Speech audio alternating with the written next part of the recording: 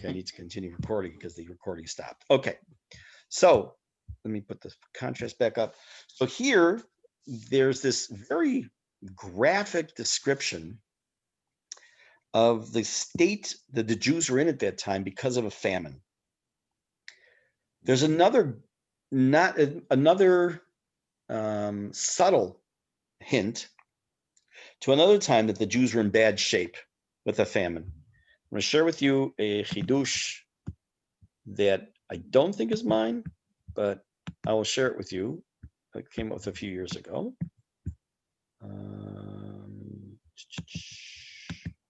Okay. A few weeks ago, we saw when Bnei Israel, when the Bnei Yaakov, Yaakov's family comes to Mitzrayim, they say to the Paro, "Vayomru el Paro lagur ba'aretz banu." By the way, that's part of the big problem. They're thinking they're going to sojourn there, and they end up settling the land in Galus. Vayomru el Paro lagur ba'aretz banu. We've come to sojourn in the land because we don't have even food for our animals. Because the famine's so terrible in the land of Canaan. Now, we want to be able to settle in the land of Goshen. Very nice. Except it's strange, because if they're coming because of a famine, they should have just said, we have no food. Why do you say there's no food for our animals? I mean, so what? So you could say, okay, the famine was so bad that there was no food even for the animals, and therefore the animals weren't even worth slaughtering and eating. That's one way of looking at it. But I'll give you a different possibility. Not you. You stopped. What do you mean I stopped? You stopped. No. You guys hear me? I can hear you. Okay. But I hear somebody else. I don't know why. I don't know. Yeah, Aryeh's screen froze. Okay. So let me just take it off the screen share, see if that makes any difference. I don't think it will. So I came across an article. I'm not going to go pick it out right now. I know exactly where it is. In 1986, there was a series in the newspaper in Chicago about hunger in Africa, and specifically in Mali, actually. And there was a picture of a woman sitting on the ground with a pole, pressing leaves, chopping up leaves. And it said that the title of the article was, "The famine was so bad, hunger was so bad, the humans were reduced to eating the animals' food." And that's the answer, potential. They're saying, it wasn't just the animals didn't have what to eat. The reason the animals didn't have what to eat is the humans, the Jews themselves, were eating the animals' food. That's how bad the hunger was. So over here, we see a similar idea, but more here, it's for an insult and to degrade Am Yisrael, that here, I am here, he says, to make them scared. And I also should know they're going to listen to me pretty good because, look at the situation they're in. Let's take a look at one more pasuk. We're in pasuk kavchet number 28. Vayamod Rav Shakeh. Now Rav Shakeh stood up. Vayikra bekol gadol Yehudit. And then he declared in a very loud voice in Hebrew, Vayidaber Vayomer. He spoke and he said, yes, that's redundant. Shimud vara melech hagadol melech Ashur. Now he's speaking directly to the Am, to the people. Listen to the word of the great king of Assyria.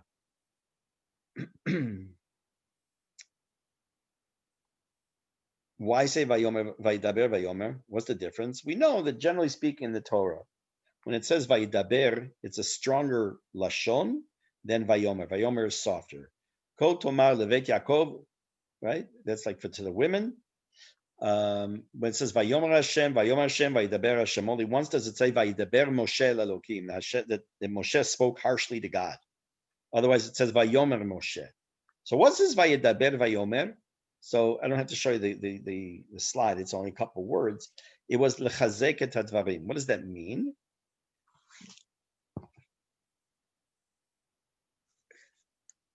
I'm gonna give you an example.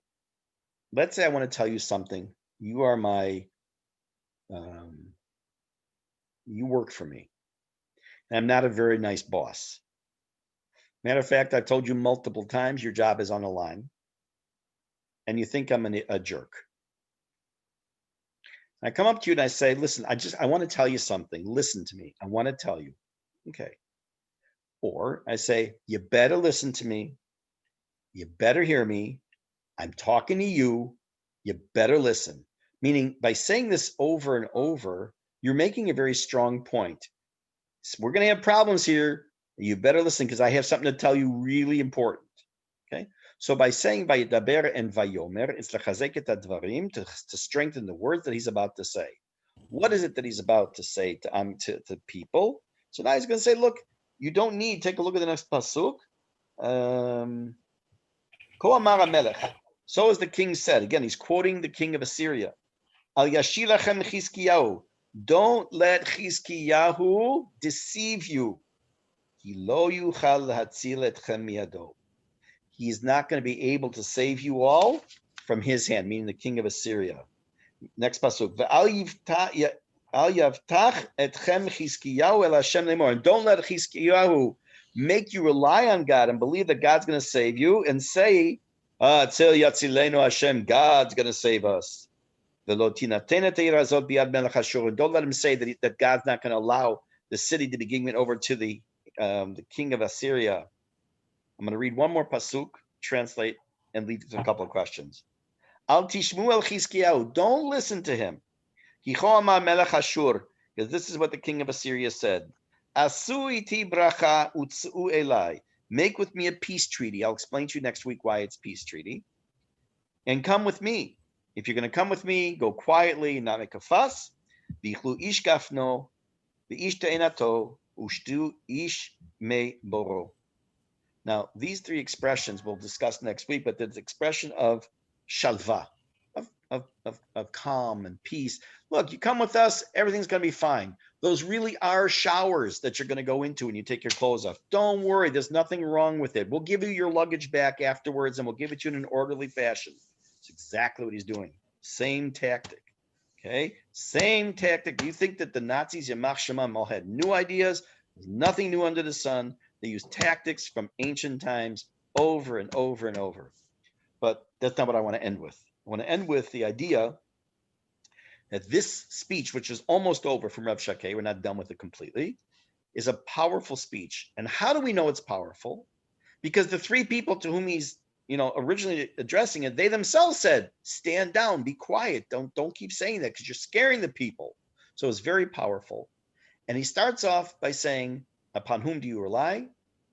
Don't bother relying on those. Secondly, God sent me. Third, he tells them, by the way, he's going to try and convince you otherwise. Don't be deceived by the king because he's not going to be able to help you. You want peace, tranquility?